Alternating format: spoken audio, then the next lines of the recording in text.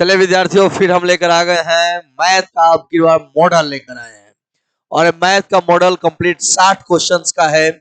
और इस मॉडल में जो है हर टाइप के क्वेश्चन होंगे। 5 मॉडल मैं मैथ का करवाऊंगा 10th का। और ये सारे ऐसे संग्रह हैं क्वेश्चंस के जो परीक्षा में पूछने का ज्यादा चांस इसमें से होता है। और वैसे ही क्वेश्चंस का संग्रह मैं लेकर आया हूं। तो आइए पहला क्वेश्चन हम लोग देखते हैं क्या है। एकदम इजीली वे में हम लोग बताएंगे और आप भी इजीली वे में उसे सीखें। साइन थीटा बराबर cos theta. Sine theta, theta का कितना मान होगा कि साइन का भी मान वही होगा जो कॉस का मान होगा। तो आपको याद होगा कि साइन 45 का भी मान 1/√2 होता है और कॉस 45 का भी मान 1/√2 होता है। इसका मतलब थीटा का मान कितना रहना चाहिए? 45। तब जाकर ये दोनों क्या होगा? आपस में बराबर। साइन 45 बराबर भी 1/√2 और कॉस 45 बराबर भी 1/√2 होता है। तो थीटा बराबर 45। आइए दूसरा क्वेश्चन। वृत्त का व्यास दिया हुआ है। क्या लिखा है? व्यास। व्यास मतलब समझ जाइए, व्यास में जाना पर जिस पर कोई आस ही नहीं हो। मैंने भोजपुरी में कहा जाता है कि जेकरा पर कोनो आसे नहीं के ओकरे नाम व्यास। तो व्यास है कितना? 14। तो व्यास है 14, तो व्यास रहेगा 14। तो आप निकाल लीजिए पहले त्रिज्या। पहले क्या निकालिएगा? त्रिज्या। त्रिज्या निकालने के लिए क्या करते हैं? 2 से भाग कर देते हैं। तो कितना हो जाएगा? 7। त्रिज्या हो गया 7। पूछ रहे परिधि क्या होगा? तो सूत्र जानते हैं, परिधि का सूत्र होता है 2 पाई r।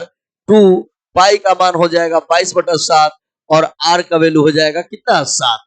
ये कट जाएगा तो आंसर आपका कितना आ रहा है? आपका आंसर आ रहा है यही 22 दूना 44। कितना आ गया? तो 22 दूना 44 आंसर। सही आंसर क्या होगा? 44। कोई डाउट नहीं है। इसको जो है व्यास है 14, तो त्रिज्या कर दो कितना? 7। 7 हो गया। फिर इसका सूत्र लगा दो 2 पाई r। 2 पाई r, 2 पाई का मान 22/7, r का मान 7, कट जाएगा तो कितना? 44 आंसर हो जाएगा। क्लियर है? चलिए तीसरा क्वेश्चन देखते हैं। बीच की दूरी निकालना है। क्या निकालना है? बीच का दूरी। तो बीच के दूरी का क्या सूत्र होता है? रूट अंडर पहिलका घटाओ पहिलका, तो -5 घटाओ -1 का होल स्क्वायर। सूत्र है कि अगर दो बिंदु का बीच का दूरी निकालना है तो पहला घटाओ पहला का स्क्वायर हो जाएगा, फिर दूसरा घटाओ दूसरा का स्क्वायर, 7 घटाओ 3 का क्या हो गया? स्क्वायर हो गया। कैलकुलेट कीजिए, -5 + 1 का होल स्क्वायर और यह हो जाएगा 7 में से 3 गया तो 4 का होल स्क्वायर। ये कितना होगा? तो -5 + 1 मिलकर -4, -4 का स्क्वायर 16 और ये भी 4 का स्क्वायर 16। रूट अंडर कितना आ रहा है? 32। 32 को आप क्या लिख सकते हो? 16 गुणे 2 लिख देना। 16 का वर्गमूल कितना? 4 और 2 का वर्गमूल नहीं निकलेगा तो √2 रह जाएगा। कितना आंसर आ गया? तो 4√2 हो जाएगा। सही आंसर क्या हो गया? 4√2। चलिए नेक्स्ट क्वेश्चन देखते हैं। मूल समान कब होगा? तो मूल समान कब होता है? आप सूत्र पढ़े थे कि मूल समान होने के लिए b² - 4ac का मान कितना होना चाहिए? 0। लेकिन यहां देखिए, यहां उल्टा कर दिया है। ऐसे क्वेश्चन रहता है क्या? b, यहां देखिए b का मान कितना दिया है? a दिया है। b के जगह a दिया है, a के जगह b दिया है। तो हम b के जगह a लिखेंगे और a के जगह b लिखेंगे तो हो जाएगा a² - 4ac बराबर 0। तो क्या आंसर होगा? आंसर नंबर डी सही आंसर है। चलिए नेक्स्ट देखते हैं सवाल नंबर 5। जब कहेगा मूल बिंदु से दूरी ज्ञात करें, सूत्र होगा रूट अंडर पहला स्क्वायर जोड़ है दूसरा का स्क्वायर, पहला स्क्वायर जोड़ दूसरा स्क्वायर, 2 का स्क्वायर 4, 3 का स्क्वायर कितना होगा? 9। कितना हो जाएगा विद्यार्थी? तो हो जाएगा रूट अंडर 13। कोई दिक्कत? इसमें दिक्कत नहीं है। सही आंसर क्या होगा? Root under 13। सही हो गया, रूट अंडर 13। आइए छठा नंबर क्वेश्चन देखते हैं। दशमलव प्रसार शांत होगा कब? कौन सा दशमलव प्रसार शांत होगा? मैंने कहा था कि अगर जान लीजिए, या पिछले वीडियो में मैंने वास्तविक संख्या बताया था इसके बारे में, जिसके नीचे जो है गुणनखंड निकालिएगा। गुणनखंड निकालने पर इसका क्या होगा? 2 गुणे 2 हो जाएगा। तो अब जान लीजिए कि अगर जिसके बटा में बटा का गुणनखंड निकालने पर केवल 2 आता है, केवल 5 आता है, केवल 2 5 आता है, तो वही शांत होगा। तो इसमें केवल 2 आ रहा है ना, तो यही क्या हो जाएगा, शांत। जब आंसर यहाँ मिल गया तो यहाँ हम आगे नहीं बढ़ेंगे, टाइम इन्वेस्ट करने से, टाइम खराब करने से कोई फायदा नहीं है।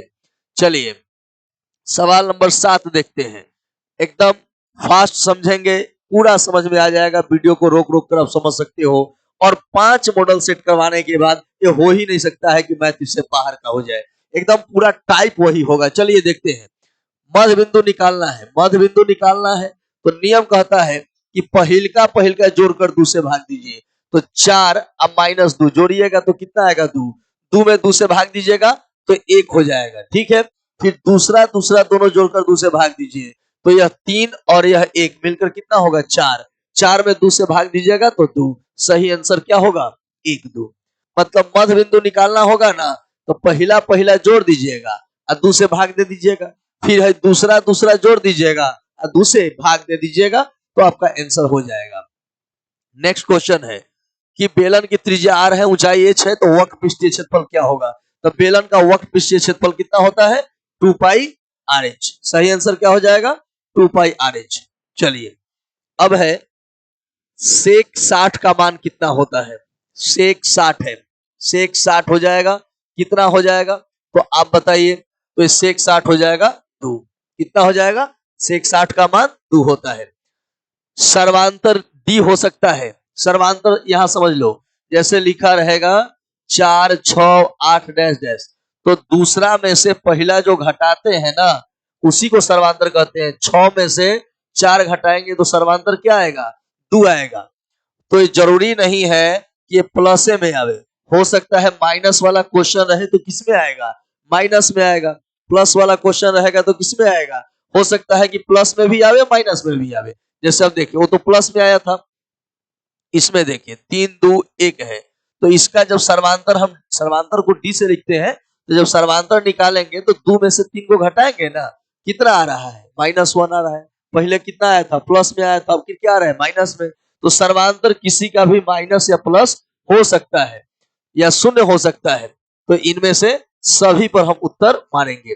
चलिए अब क्वेश्चन है, यह क्या है, तो देखो इसमें ए 5 परिमेय है, लेकिन यहां ध्यान दीजिएगा, यहां रूट है ना, तो एको को रूट आ गया ना जिसका वर्गमूल नहीं निकले, तो जोड़ में है, घटाव में है, गुना में है, भाग में है, ये सब फोकस कर देगा, कितना हो जाएगा, अपरिमेय हो जाएगा। ठीक है, अभाज्य संख्या निकालना है, कौन सा अभाज्य संख्या इसमें होगा। तो देखिए ए 7 और 4 के पहरा में है, नहीं, जो किसी दूसरे के पहरा में नहीं है या दूसरे संख्या से भाग नहीं लगे वही अभाज्य है। 69 3 से भाग लगेगा, यह अभाज्य नहीं हो सकता। हाँ, 71 किसी भी संख्या से भाग नहीं लगेगा, जब भाग लगेगा तो 71 से लगेगा या 1 से लगेगा, इसलिए यह क्या है, अभाज्य संख्या है। क्लियर है। अब देखिए ध्यान से देखिए, ये अपरिमेय संख्या नहीं है, कौन कौन अपरिमेय संख्या नहीं है, तो इसका तो रूट नहीं निकलेगा तो यह अपरिमेय संख्या है। ठीक है, यह इसका भी वर्गमूल नहीं निकलेगा तो अपरिमेय है, इसका भी वर्गमूल नहीं निकलेगा तो अपरिमेय है। तो अपरिमेय कौन नहीं है, तो 25 का वर्गमूल निकल जाएगा, 5 हो जाएगा, तो ये तो परिमेय हो गया ना, यही आपका सही आंसर होगा। क्लियर है। अब बात आगे बढ़ाते हैं, सवाल नंबर 14 देखते हैं कि सवाल नंबर 14 क्या कह रहा है, किस परिमेय संख्या का दशमलव प्रसार शांत होगा।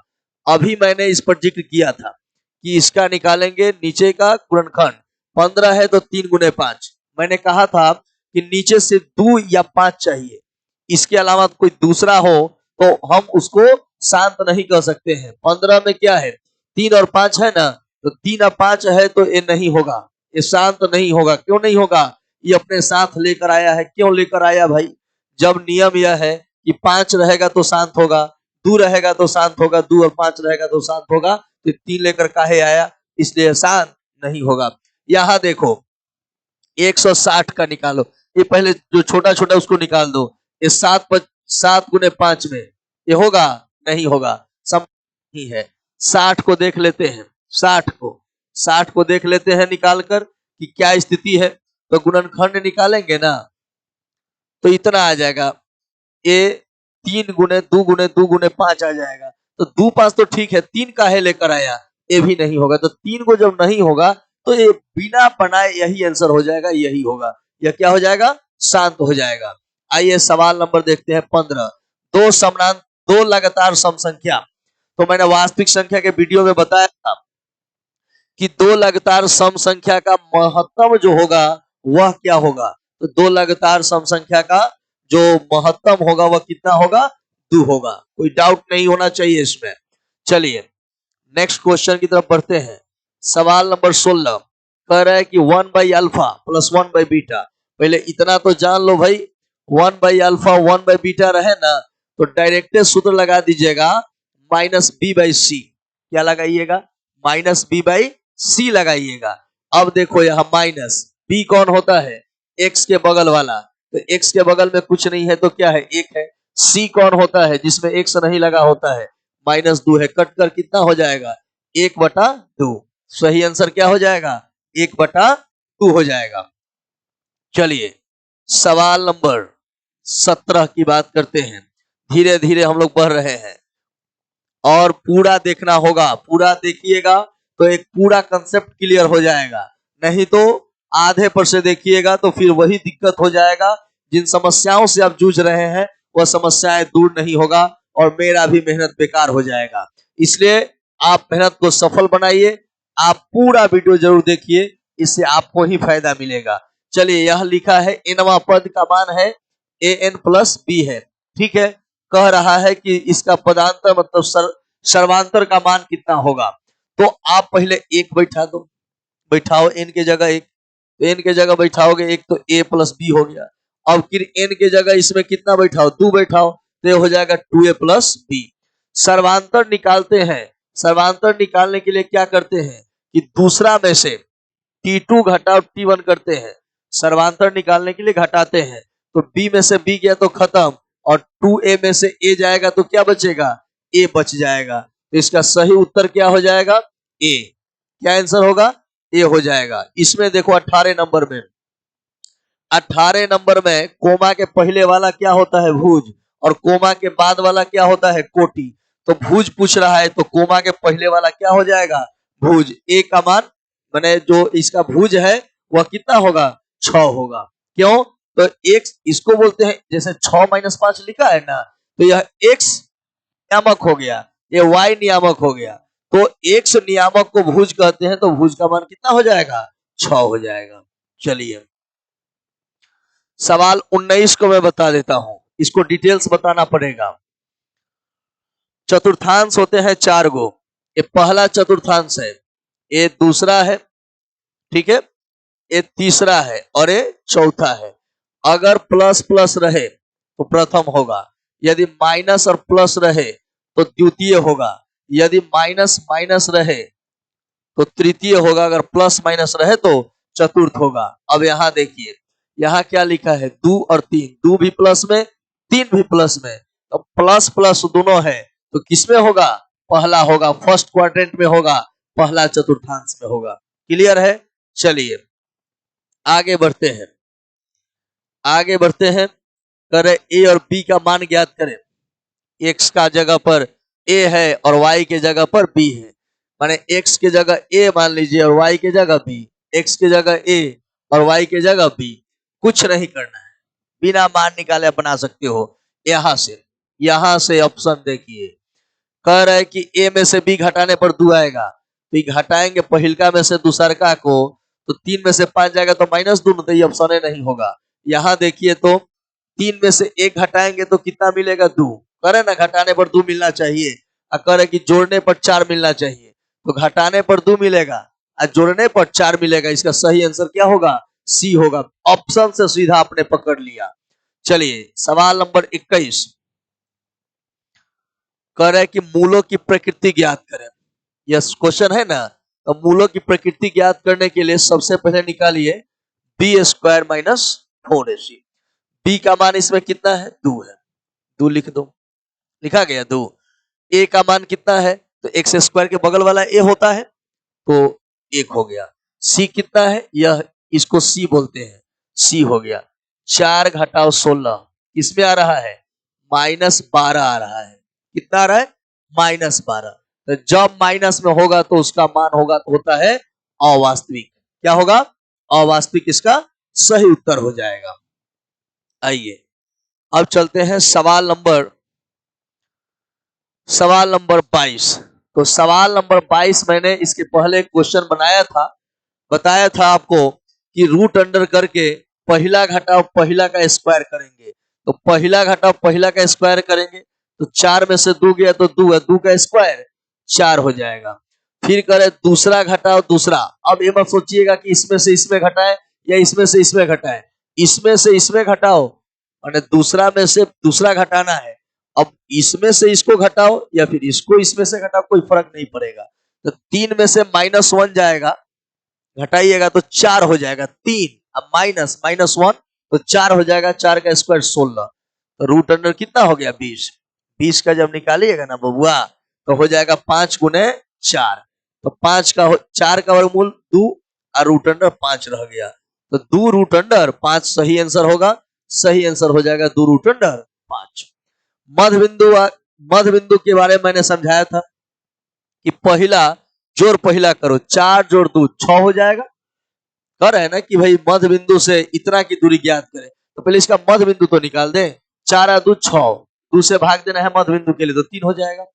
10 और 2 12, 12 में 2 से भाग दीजिएगा तो 6। तो हमारे पास आ गया कितना 3 6। अब कह रहा है कि इसी 3 6 से, यह जो 3 6 है ना, इसी 3 6 से जो है इसका दूरी निकालना है।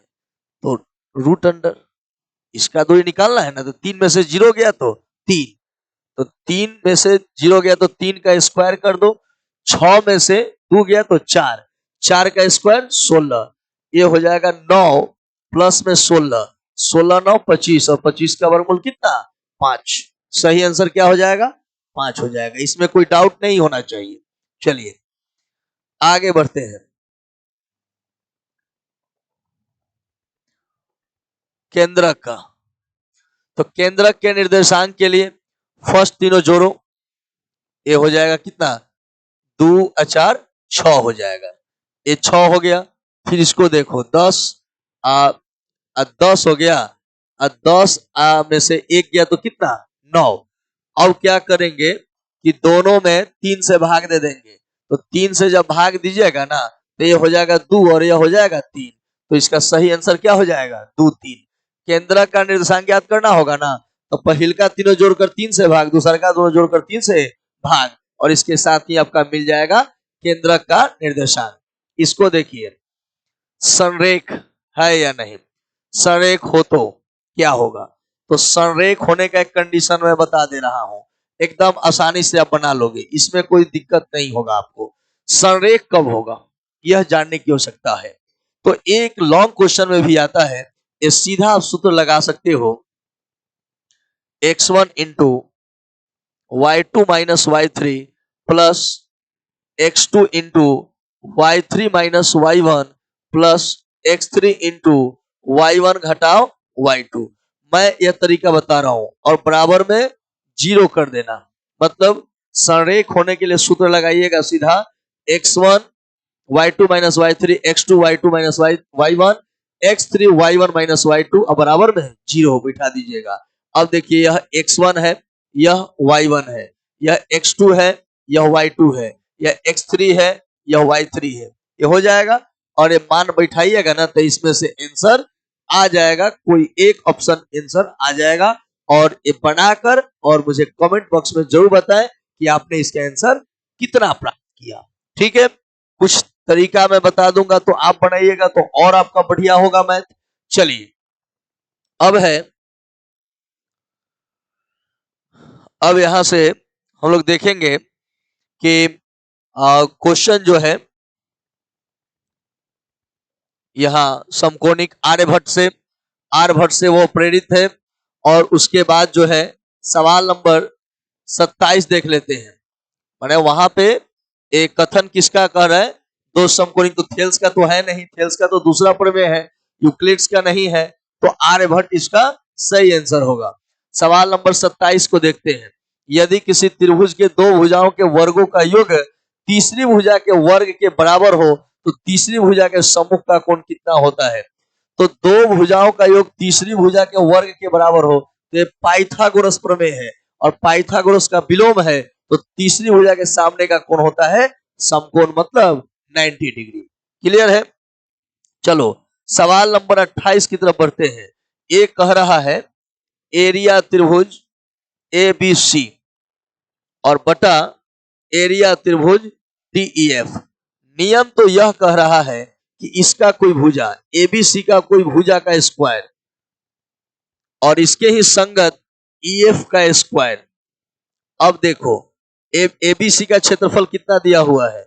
ABC का क्षेत्रफल देख लीजिए। ABC का क्षेत्रफल दिया है 54। कितना था? 54 था। इसका हमें मालूम नहीं है।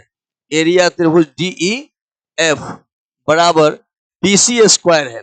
BC का मान 3 है, स्क्वायर मतलब कितना? 9 और EF स्क्वायर तो 4 का स्क्वायर 16। ठीक है, ये काट दीजिए।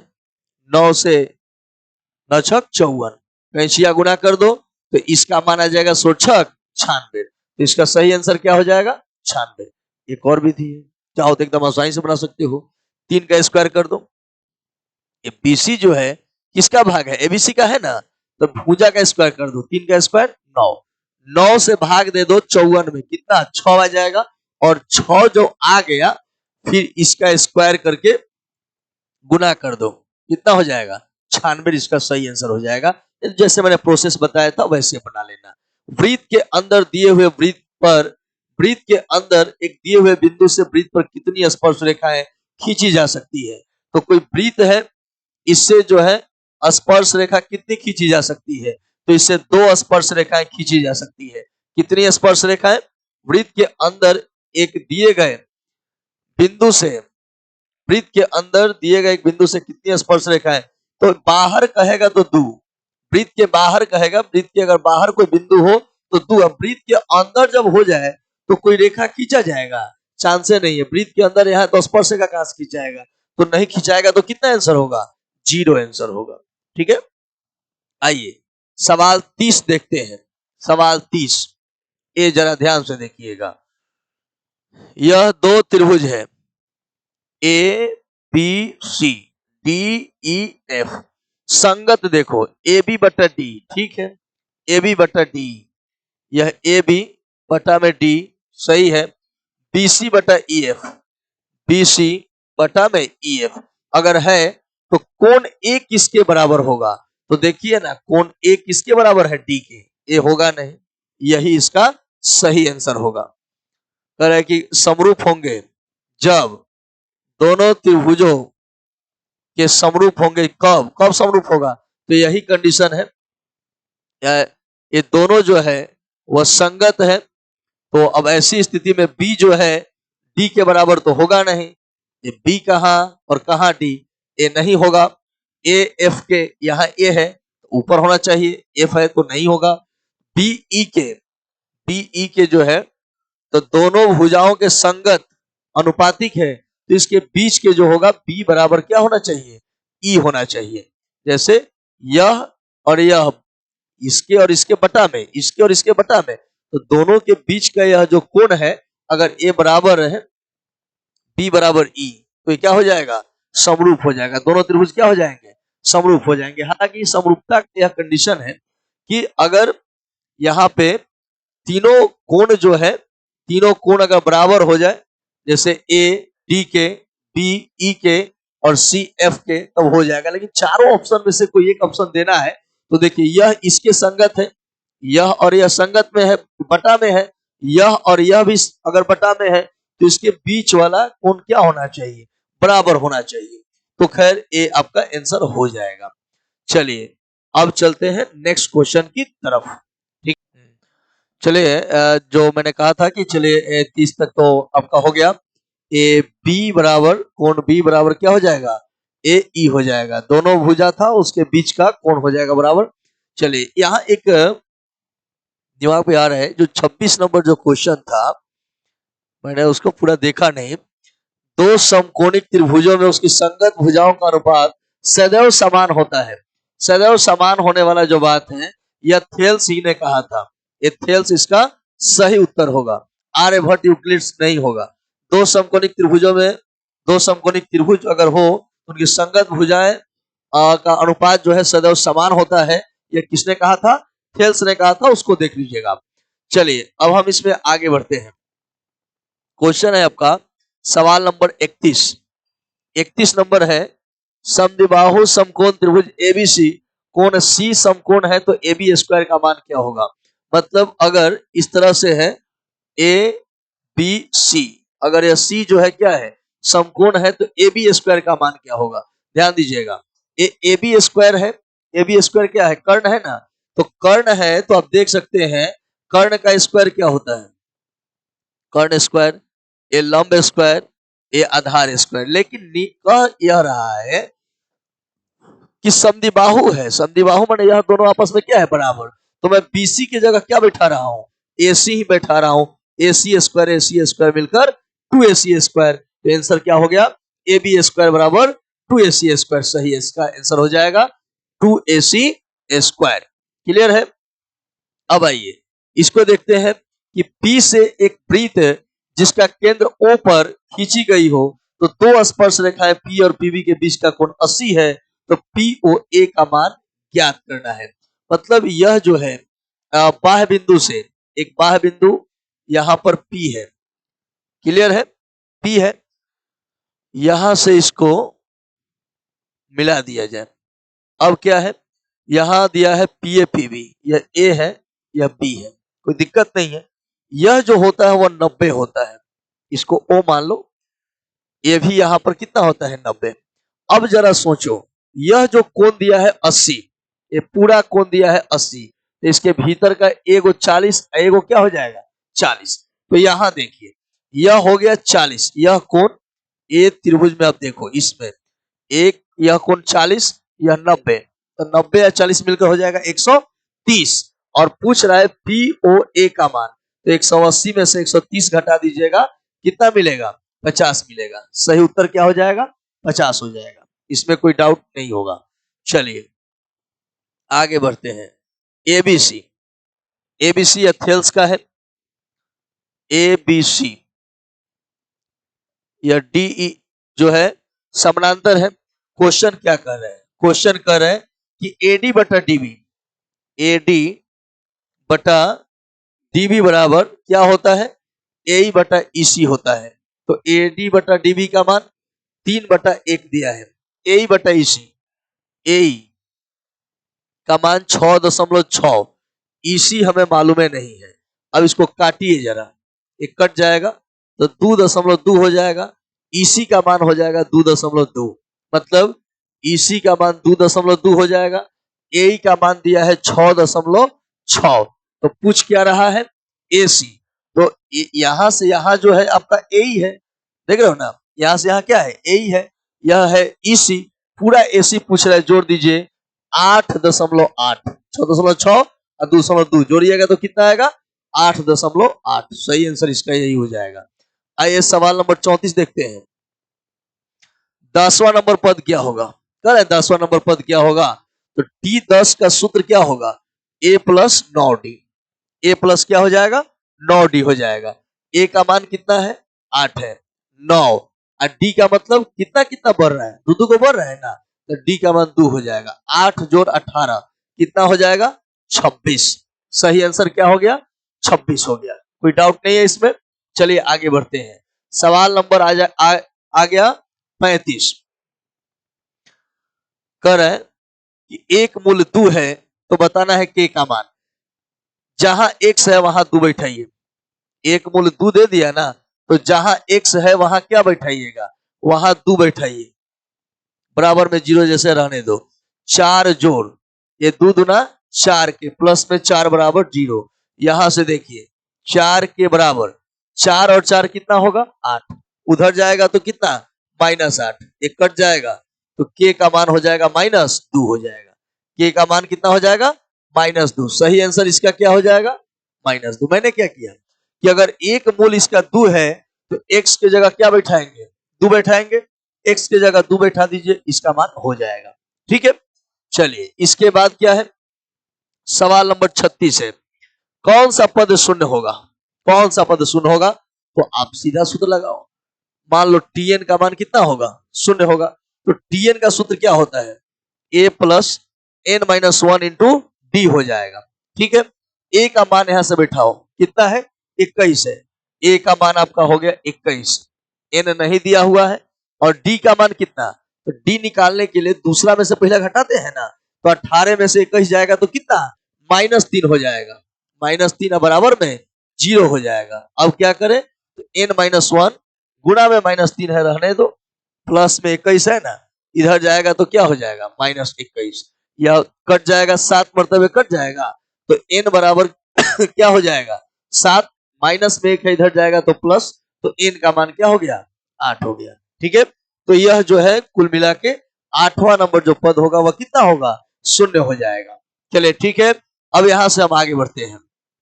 यहां से क्वेश्चन है कि एक मूल भिन्न में कौन होगा, माने इसका एक मूल निम्न में से कौन सा होगा, मूल निकालना है, x का मान निकालना है। तोड़िएगा ना भाई, इसको तोड़िए। जैसे 2x स्क्वायर है, ये फर्स्ट इंटू लास्ट बार तोड़ना जानते होंगे, तो 2 और 12 गुना कीजिएगा तो 24 होगा। अब इस 5 को 2 भागों में तोड़ो कि 24 आ जाए, क्या होगा, तो इसको 2 भागों में इस प्रकार से तोड़ो कि यह 24 हो जाए, तो 8 और 3 में टूट जाएगा, ये हो जाएगा 8x माइनस 3x माइनस 12 बराबर क्या है 0 है। अब इसका कैलकुलेशन कर दो, आ जाएगा। इसमें से कॉमन निकालो, 2x कॉमन हो जाएगा, x प्लस क्या हो जाएगा 4, -3 कॉमन निकालो, ये भी x प्लस 4 हो जाएगा।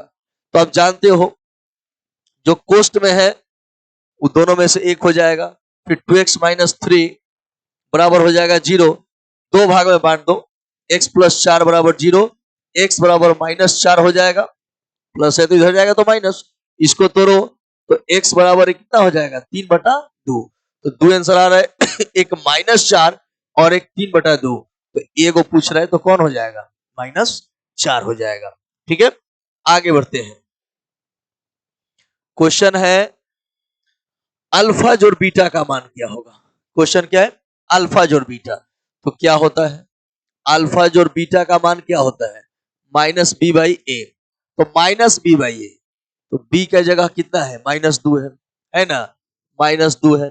a की जगह कितना है एक्स स्क्वायर के बगल वाला 1 है, तो कितना आंसर हो जाएगा 2, सही आंसर क्या हो जाएगा 2। क्या किया मैंने, बस अल्फा जोड़ बीटा की जगह -a बैठा दिया और यहां से मान उठाकर बैठा दिया, आगे आंसर 2। चलिए आगे बढ़ते हैं और 39 नंबर सवाल की तरफ बढ़ते हैं। साइन 90 माइनस a का मान क्या होगा, सूत्र है cos a का मान हो जाता है। सेक किसका उल्टा होता है, तो 1/cos का, किसका हो जाएगा 1/cos। 40 नंबर हो गया क्वेश्चन। 41 नंबर को आप तकनीक से बना दीजिए। देखिए आप चाहो तो अपना से डायरेक्ट भी बनाया जा सकता है। ये सेक का पूरक होता है कोसेक, सेक का कोसेक पूरक होता है, साइन का कोस होता है, टेन का कॉट होता है, ये पूरक होता है। तो पूरक यहाँ मौजूद है, अगर इसको जोड़ने पर 90 आ जाता है तो सीधा इसका मान कितना लिखिएगा 1, तो 46 और 44 जोड़िएगा तो कितना होगा 90, और सेक का पूरक क्या है कोसेक, तो इसका मान हो जाएगा 1, सही आंसर इसका क्या होगा 1।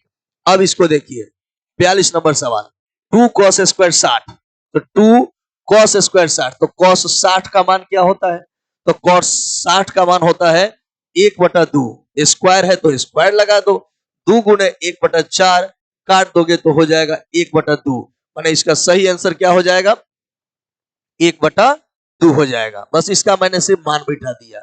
अब आइए इसको बढ़ते हैं, इसको आगे बढ़ते हैं, सवाल नंबर 43 देखते हैं। सवाल नंबर 43, सवाल 43 में cos स्क्वायर साइन स्क्वायर 20 है ना, तो देखो साइन स्क्वायर 20 है, रहने दो, इसको चेंज करो, साइन स्क्वायर 70 है, अगर cos स्क्वायर में बदलना है तो 90 में से घटा दो, इसको 90 में से 70 घटेगा तो कितना हो जाएगा 20।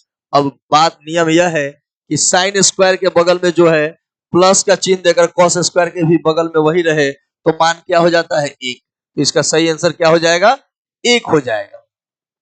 चलिए नेक्स्ट क्वेश्चन देखते हैं। यहां पे स्पष्ट है, एक त्रिभुज बनाकर एक त्रिभुज दिया है एबीसी, बी कह रहे समकोण है, यहाँ ए बी का मान 12 है, बीसी का मान 5 है, ठीक है, तो एसी पूछ रहा है कितना होगा, तो आप जानते हो एक कर्ण है, सूत्र हो जाएगा √12 स्क्वायर जोड़ 5 का स्क्वायर, 12 स्क्वायर माने 144 प्लस 25 रूट अंडर 169 का वर्गमूल कितना हो जाएगा 13। सही आंसर इसका क्या हो गया 13 हो गया। आइए 46 नंबर सवाल की तरफ बढ़ते हैं। कॉट का मान क्या होगा, एकदम इजीली वे में देखो कैसे बना देंगे। ए 5 कॉस ए बराबर 8, 5 साइन ए है ना, 5 साइन ए 8 कॉस ए। एक काम करते हैं 5 इधर से 8 इधर बुला लेते हैं और इधर कॉस है तो साइन इधर गुणा में है तो इधर आएगा तो क्या होगा भाग में। कॉस बाई साइन क्या हो जाएगा कॉट, और कॉट बराबर कितना आ गया 5/8। सही आंसर क्या हो जाएगा 5/8, इसका करेक्ट आंसर हो जाएगा। आइए सवाल नंबर 47 देखते हैं। 47 नंबर सवाल और उसके बाद ये 50 तक क्वेश्चन होगा। 47 नंबर सवाल कॉट 60 का मान क्या होगा, तो कॉट 60 का जो मान होता है वह 1/√3 हो जाएगा। क्लियर है। अब कह रहा है कि एक खंभा है, पूरा सवाल पढ़िए। सूर्य का उन्नयन कोण 60 है, एक खंभा जिसकी ऊंचाई 6 है, छाया की लंबाई क्या होगी।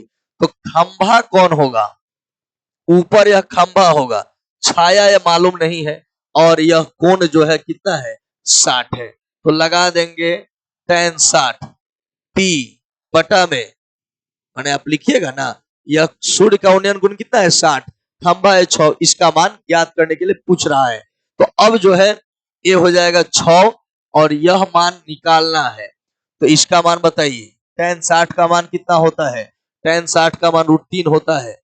तो BC बराबर हो जाएगा 6/√3, √3 से ऊपर नीचे गुणा कर दीजिए तो कितना हो जाएगा 6√3, और √3 में √3 से तो 3 कट का हो जाएगा 2, और 2√3 आंसर हो जाएगा।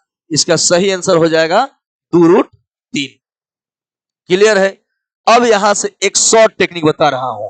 अर्धवृत्त का परिमाप 36 दिया है, अर्धवृत्त का परिमाप सीधा लगाइएगा 36/7R। अर्धवृत्त का सीधा परिमाप ऑब्जेक्टिव बनाने के लिए इसका मान दिया है कितना 36, एक कट जाएगा, R बराबर तिरछा तिरछी गुना कर दो, कितना हो जाएगा 7। तो इसका कितना हो जाएगा 7 हो जाएगा, कोई दिक्कत नहीं है। वृत्त का क्षेत्रफल 154 है, तो व्यास का मान ज्ञात करें। इसको आप कैसे बनाओगे, तो सूत्र लगा दीजिएगा, पाई आर स्क्वायर का मान 154, यहां से R का मान निकाल लीजिएगा, और R का मान निकल जाएगा तो फिर व्यास का मान निकालने के लिए 2 से गुणा कर दीजिएगा और आपका आंसर आ जाएगा। तो ये 50 तक इंपॉर्टेंट क्वेश्चन थे, और मैं आशा करता हूं कि आपने क्वेश्चन को बारीकी से समझा होगा। वीडियो को थोड़ा सा रुक रुक कर देख लीजिएगा और काफी सहूलियत से बनाइएगा। तो 5 मॉडल सेट मैं करवाऊंगा, और मुझे लगता है कि आप जो है 10th में मॉडल सेट 5 बना लीजिएगा तो ऑब्जेक्टिव नहीं छूटेगा। तो मिलते हैं अगले वीडियो में। यदि आप हमारे चैनल पर नए हैं तो मुझे सपोर्ट करने के लिए सब्सक्राइब और लाइक जरूर करें, और कमेंट जरूर करके बताएं कि आपको वीडियो कैसा लगा।